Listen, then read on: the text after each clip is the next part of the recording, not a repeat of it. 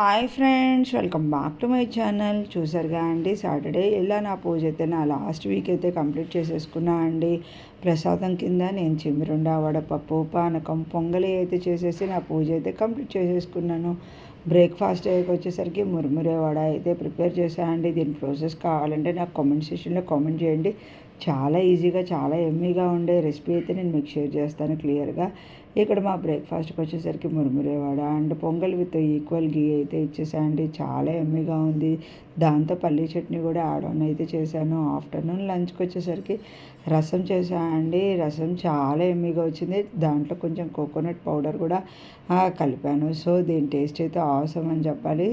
ఇంకో కర్రీ వచ్చేసరికి నేను చిక్కుడుకాయ ఫ్రై అయితే చేశానండి. ఇలా నా లంచ్కి వచ్చేసరికి నేను ఈ 2 కర్రీస్ అయితే ప్రిపేర్ చేసి రెడీగా ఉంచాను. మీ లంచ్కి మీరు ఏం కర్రీస్ అయితే ప్రిపేర్ చేసుకున్నారో నాకు కామెంట్ సెక్షన్లో కామెంట్ చేయండి. Please subscribe to my channel.